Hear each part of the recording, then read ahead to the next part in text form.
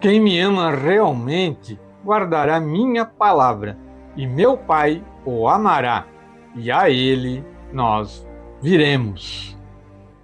O Senhor esteja conosco, Ele está no meio de nós. Proclamação do Evangelho de nosso Senhor Jesus Cristo, escrito por São João.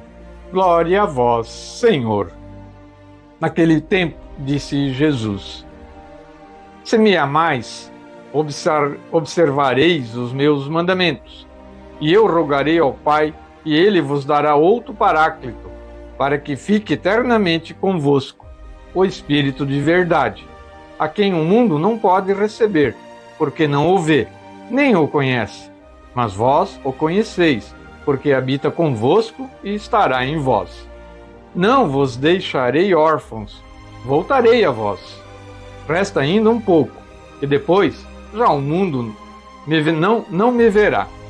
Mas ver-me-eis vós, porque eu vivo, e vós vivereis. Naquele dia vós conhecereis que eu estou em meu Pai, e vós em mim, e eu em vós. Aquele que retém os meus mandamentos e os guarda, esse é que me ama. E aquele que me ama será amado por meu Pai, e eu o amarei também, e me manifestarei a ele. Palavras da salvação. Que o Santo Evangelho perdoe os nossos pecados e oriente a nossa vida. Vamos à reflexão desse Evangelho de hoje, 14 de maio, sexto domingo da Páscoa. Evangelho de Nosso Senhor, escrito por São João, capítulo 14, versículo de 15 a 21 da Sagrada Escritura. Começo já falando do que o Catecismo da nossa Santa Igreja Católica fala a respeito de alguma coisa desse texto bíblico. Então, vamos ouvir sobre o Espírito Santo, uma das pessoas da Santíssima Trindade, que é um dogma da nossa fé, da fé católica. Parágrafo 691 do Catecismo. O Espírito Santo. Tal há o nome próprio daquele que adoramos e glorificamos com o Pai e o Filho. A Igreja recebeu este nome do Senhor e professa-o no batismo dos seus novos filhos. O termo Espírito traduz o termo hebraico ruá, que na sua primeira acepção significa sopro, ar, vento.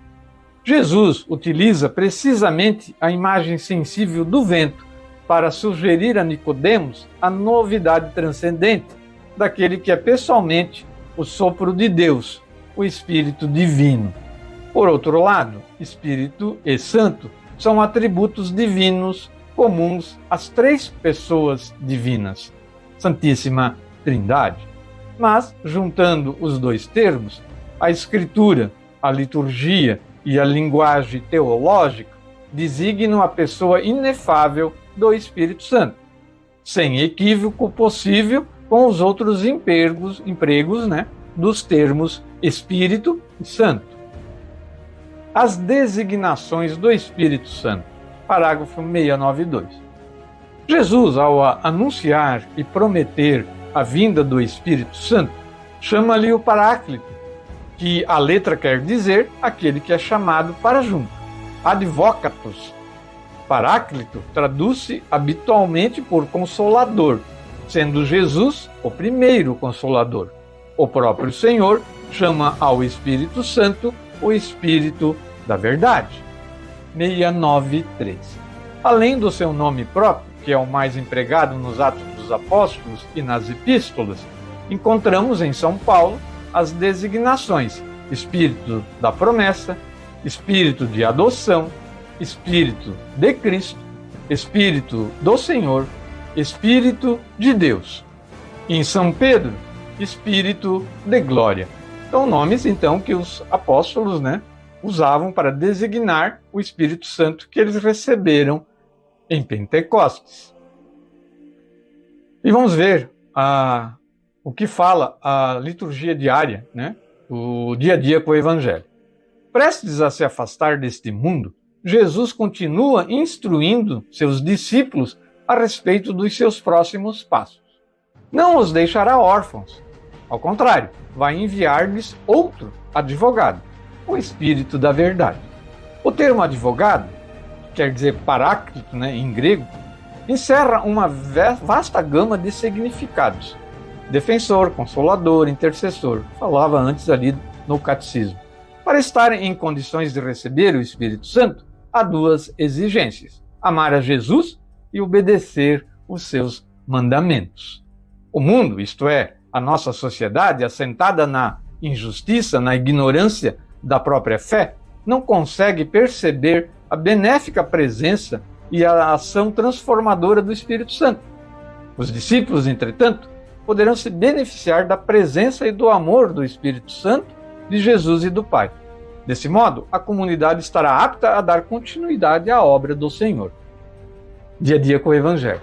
E aqui eu só faço um adendozinho, Existem muitas religiões até, muitas pessoas, céticas, que dizem que o Espírito Santo só esteve presente no início da igreja e depois a ação dele cessou. Ele esteve presente nos momentos apostólicos e lá no início da igreja durante as perseguições.